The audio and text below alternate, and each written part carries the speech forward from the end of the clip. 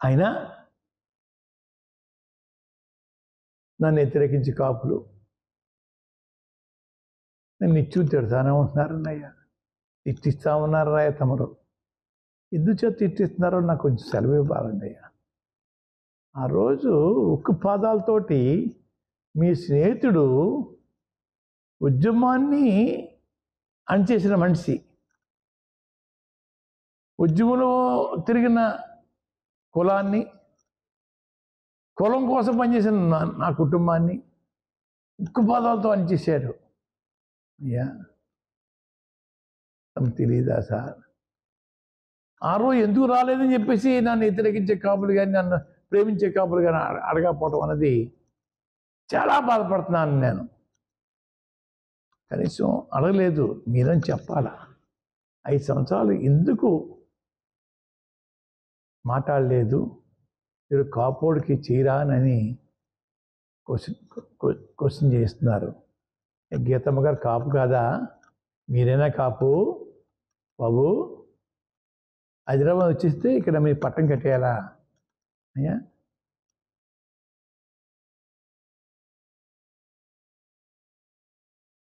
అక్కడికి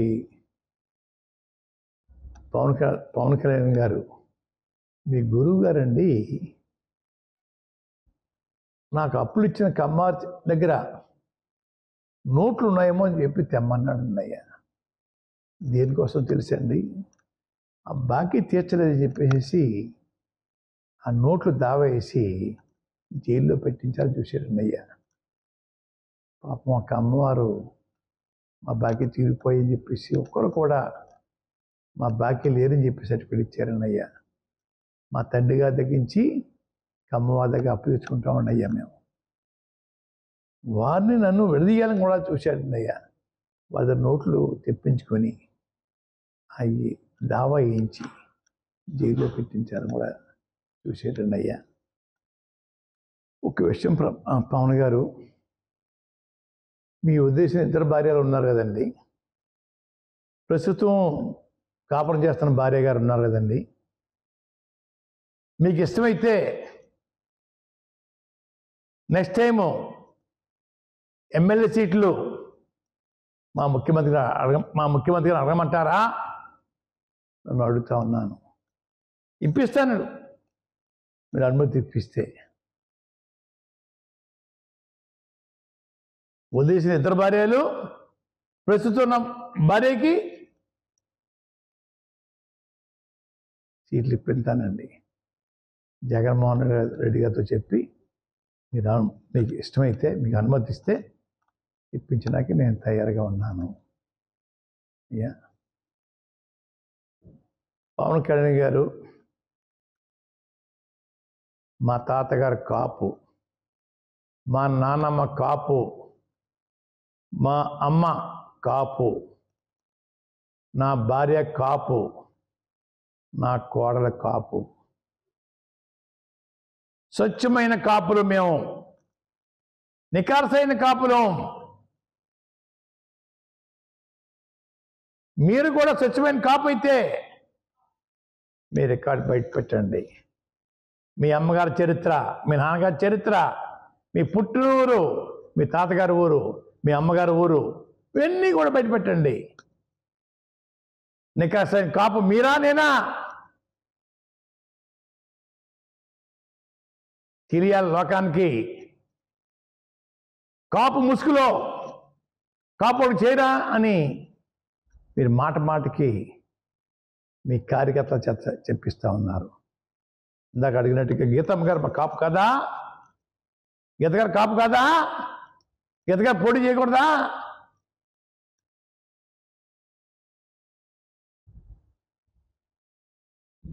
మాట్లాడేది కూడా కొంచెం నోరు పూర్తిగా కడుక్కుని మాట్లాడినయ్యా పవన్ కళ్యాణ్ గారు. మీ ఇష్టం వచ్చిన మాట్లాడుతుంటే, ప్రజలు తప్పడు కొడుతుంటే పూనకం వచ్చేస్తుంటే, పూనకం తట్టుకోలేకపోతున్నామే అయ్యా. ఆవేశం తట్టుకోలేకపోతున్నామే, మీ ఉద్రేకం చూడలేకపోతున్నామే. ఇదే బాబు మీ నటన అంటే? సినిమాలో నటన నీకు చూపించేసి మనం చూపించేస్తారన్నమాట. ఏరియాలో మేము మీకు జై కొట్టారా? తుని సభలో ముందుగా పద్మనాభం గారికి అమ్మాయిలు ఉన్నారో సంగతి అంత తెలియదు అని చెప్పడం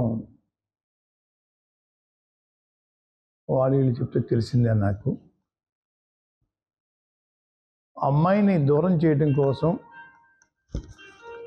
నుంచి కుళ్ళు కుతంత్రాలతోటి చేసిన గనులు.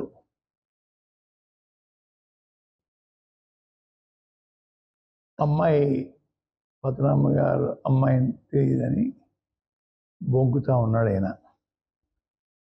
2009 పిఆర్పి పెట్టినప్పుడు అండి, పద్మనాభ గారు అమ్మాయిని మా అబ్బాయి చేసుకున్నానని చెప్పేసి ఈ అమ్మాయి మామగారు తరచూ పిఆర్పి ఆఫీసులో చెప్పుకున్నాడు. చెప్పుకుంటేనే ఇంటర్వ్యూ ఇచ్చేవారండి అక్కడ.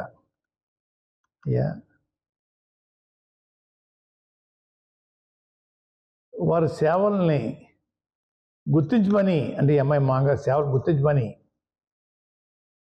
కడియం టికెట్ అడిగితే ఈ కుటుంబం అంతా ఏం చెప్పారు తెలుసా అండి? మీ వీంకుని తీసురా, అంటే మీ కోడలు నాన్నని తీసురా, సీట్ ఇస్తామని చెప్పి సెలవు ఇచ్చారండి. పూర్తిగా వారిని వాడుకోవడం అంటే ఫంక్షన్ హాల్ పూర్తిగా వాడుకొని, వారి గెస్ట్ హౌస్లు ఉన్నాయండి 15 ఎన్నో అవి వాడుకొని, వారి services high court, supreme court, chief election commission ఆఫీస్కి గుర్తు కోసం వాడుకొని, ఆఖరికి వచ్చేటప్పటికి మీ కోడలు తండ్రిని తీసురా అని చెప్పడం ఎంత వృద్ధనారి ప్రతివతలాగా మాటలు చెప్తా ఉన్నారు పవన్ కళ్యాణ్ గారు.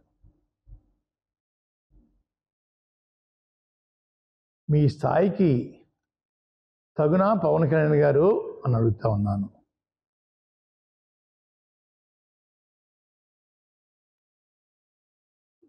మీ మెగా ఫ్యామిలీలో గతంలో ఒక పెళ్లి సంబంధం, లవ్ అఫైర్ వచ్చినప్పుడు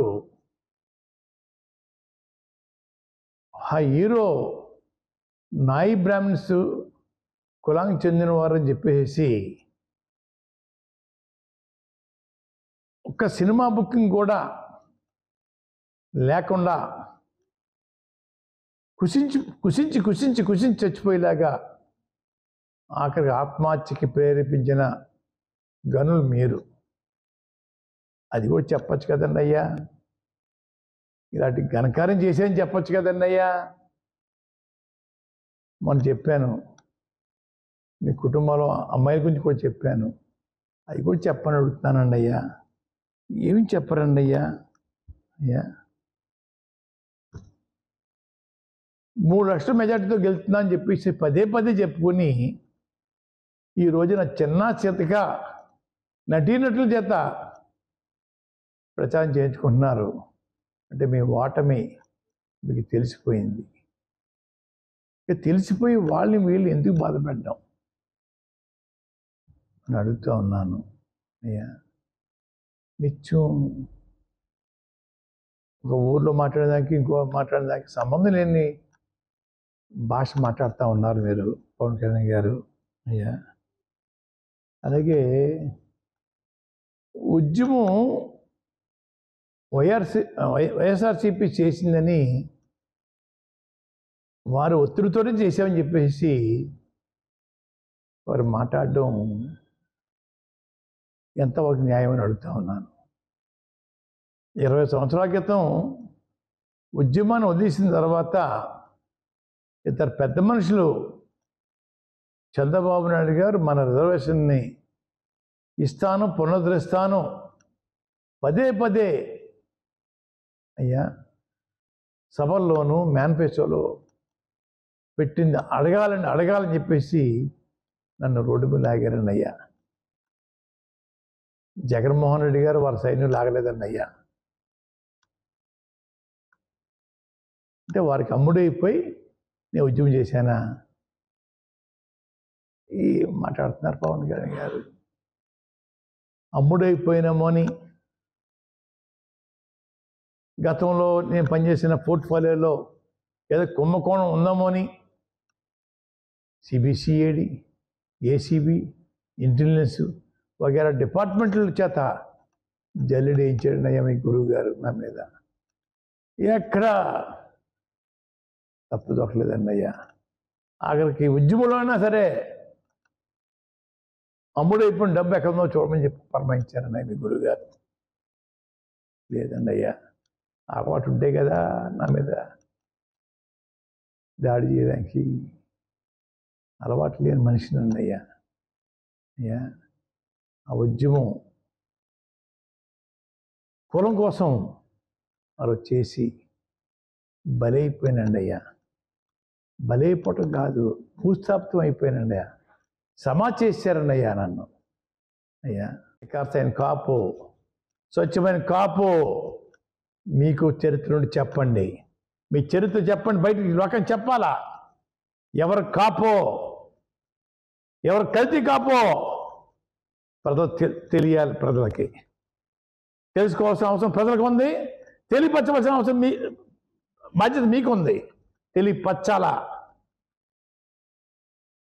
మాటకి కాపుడు సాయం చేయరా? మా గీతమ్మగా కాపు కాదా? మీరైనా కాపు ముసుగులో కాపు అని చెప్తారు. చాలా బాగుందండి. ఆఖరిగా నా కూతురికి చిన్న విషయం. అమ్మా, దుష్టుల వల్ల దూరం అయిపోయామ్మా. మళ్ళీ జన్మలో కలుసుకుందాం మనం. ఈ దుష్టుల వల్ల దూరం అయిపోయావు. మళ్ళీ జన్మలో కలుసుకుందాం. అంతవరకు బాగుండమ్మా. బాయ్.